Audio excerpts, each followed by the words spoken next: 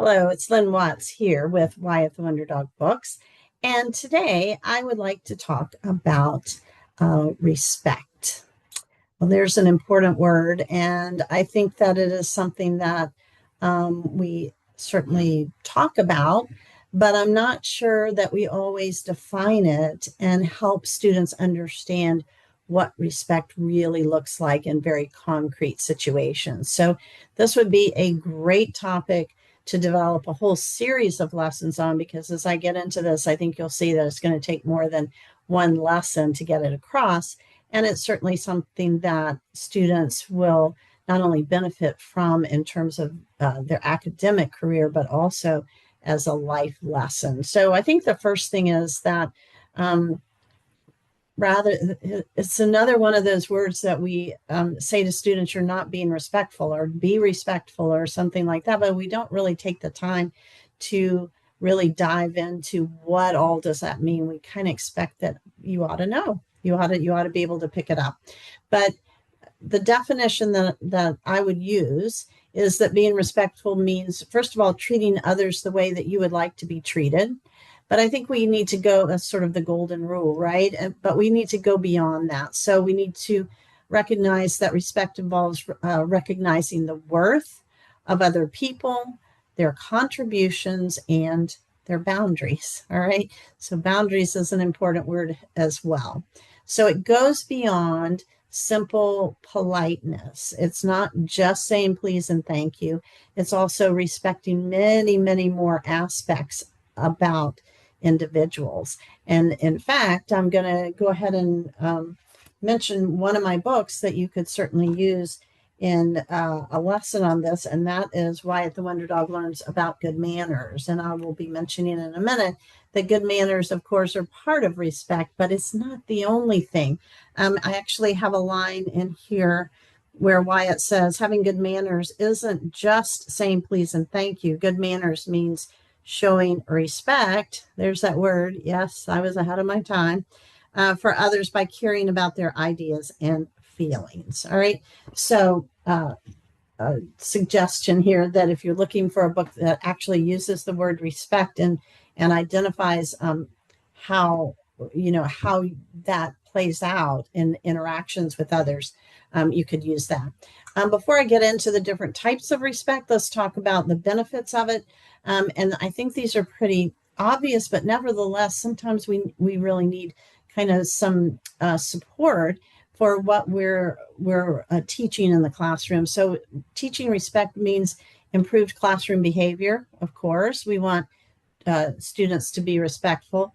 It does mean stronger peer relationships because respect isn't just from student to teacher. It's also from student to peers. So that's important as well. It creates a better learning environment because when you're respectful, classrooms are calmer, they're more cooperative.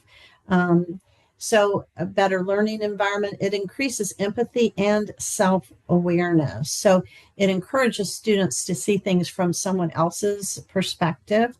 And finally, it creates lifelong success. We know that students who are respectful in their academic career are going to carry that on into their adult relationships and their work setting as adults. So let's talk about different types of respect. And I'm just going to briefly go through these because I know you don't want to watch a video all day, but there are 8 different ways that respect really can play out in a student's life. So let me go through these. One that we often don't think about is respect for others' time.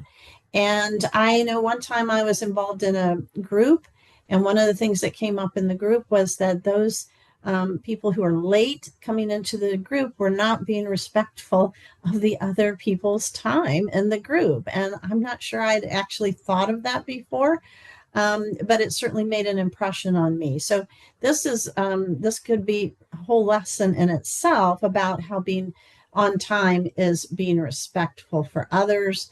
And you could certainly get into all different applications of that. Another that is probably the way that we usually think of respect is respect for authority. So this doesn't just mean being respectful of the teacher, although that, of course, is important, but following classroom rules, listening when someone's talking, speaking politely, and so on. So respect for authority. The third one is the idea of good manners, and being courteous is a method of respect. I think that's in our society, we've gotten a little lax in the idea of being courteous or being, using good manners. But it is a sign of respect, and it's one way that we show respect. Um, so that certainly could be a whole lesson in itself. Having respect for others' feelings. This, of course, can get into empathy, but it also means being supportive if somebody's upset. It means not teasing someone, encouraging others. So being respectful in that sense. Here's really a biggie that I think we need to spend a lot of time on with young students is having respect for others' ideas. And so recognizing and teaching how to disagree, but doing it with respect in terms of group discussions, not interrupting, and valuing diverse perspectives. So respect for others' ideas is huge. And kind of along with that is also having respect for others' knowledge. So asking questions in a respectful way, thanking someone who teaches a new skill. I know when I was working in a school, there was a teacher who told us she had a student who every day when he left her classrooms told her, "Thank you so much for teaching me today." That's certainly not just good manners, but it's a very respectful thing to say, and it made her day. So we can have respect for others' knowledge and acknowledge their expertise. Respect for privacy is certainly important, and I think that's definitely something that young students need to learn.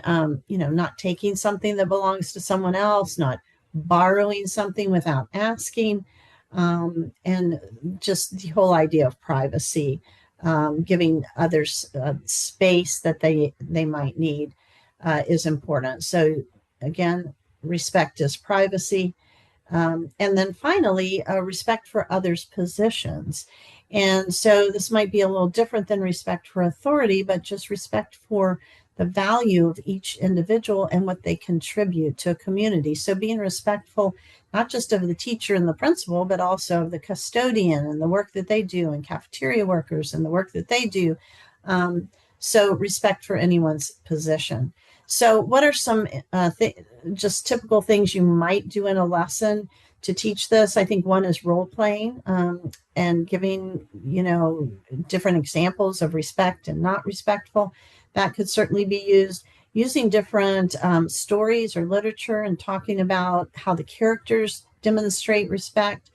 You could develop a respect pledge that students could make in the classroom. And certainly you can have discussions where you are really looking for how students are respectful and kind of identifying ahead of time. These are the kind of ways to be respectful. Now we're going to discuss this rather controversial topic, and let's see how we can all be respectful. So there are lots of different ways that this can be incorporated in a lesson, but I think it's a very, very important topic that we probably ought to be doing every single year and reinforcing it with students. So as always, I want to thank you for all the very important work that you do with young students, and thanks so much for listening.